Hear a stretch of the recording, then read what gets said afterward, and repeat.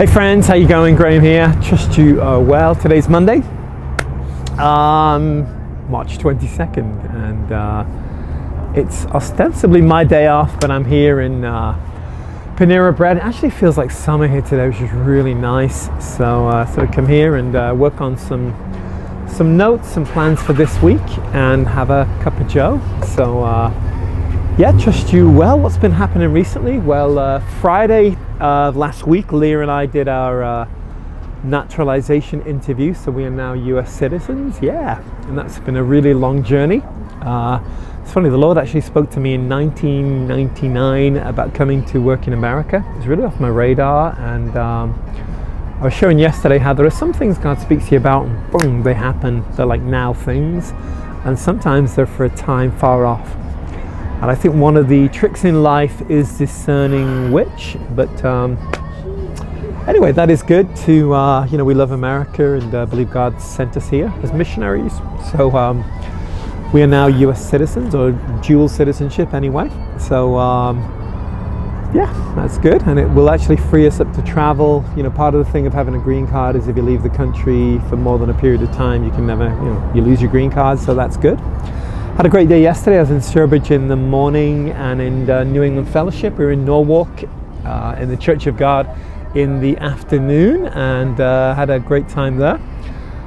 This week I'm working here from my home base in Sturbridge, but at the weekend I'm going to be away. I'm going to be speaking in New York this coming Sunday, so looking forward to connecting with my friends there. It's actually a year since I've been there. So yeah, a year out of New York. I'm looking forward to being in a New York state of mind and seeing,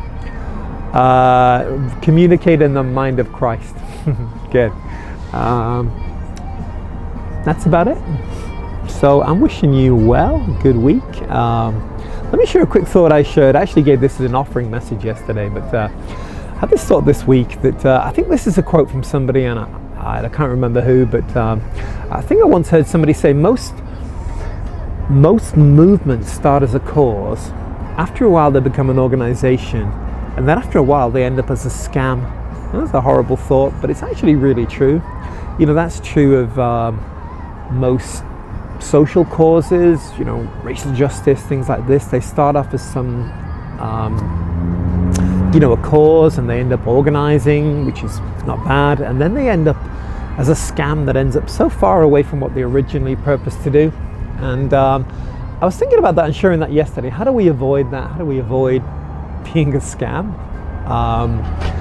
And that can be true of churches and ministries. I've seen many people who started off just, the cause was all they had. They're so passionate about the things of God, and they begin, and after a while they create a 501c3 or a building or a structure around them, which is not wrong to have, and they end up, I think the danger is our cause becomes the perpetuating, if that's a word, of the organization.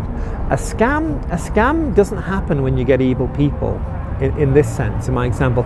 A scam happens when the very cause becomes feeding the organization, becomes raising the money for the organization.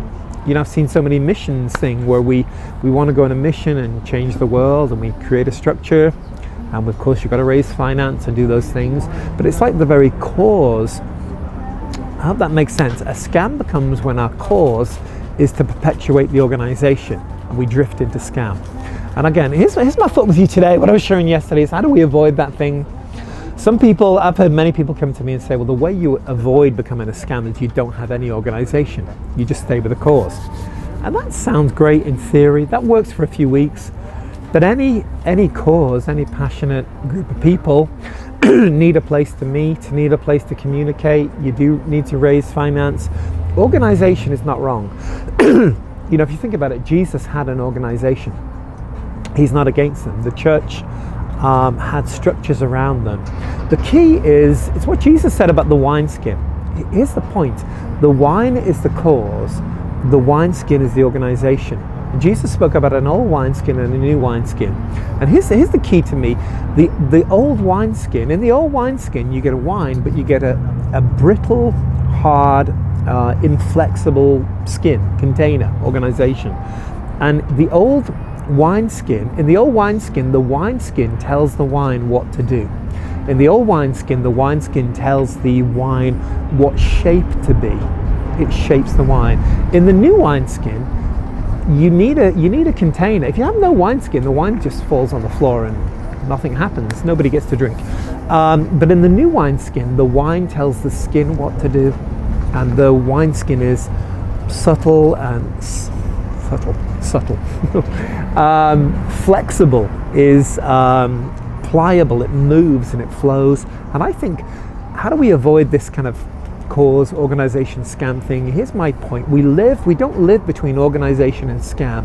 We live between organization and cause, and we constantly push and press into the cause. We constantly remind ourselves why we're here, what we're here for. We constantly try to kind of hack. It's like gardening in a way, hack the organization down, because like any bureaucracy, any government, any church organization, missions, whatever, organization begets organization. And what we constantly need to do is say, let's let the organization serve the cause, not the cause serve the organization. The Sabbath was made for the man wasn't made for the Sabbath. So the Sabbath's got to serve the man, and the organization has got to serve the cause, not the cause serve the organization. I don't know if that made any sense to you, but it actually does to me. And I've been thinking through, how do we, in a way, that's my point, how do we end well? How do we do life well for years?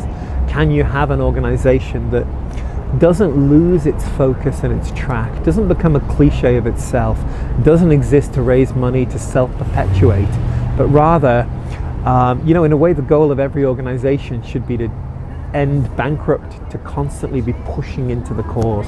So let's live for the only cause that counts. Boom. Thanks for watching, guys. I've got some daily videos out about healing, and check those out, and I'd love to hear from you. So enjoy your day, because I'm going to. Bless you. Bye for now.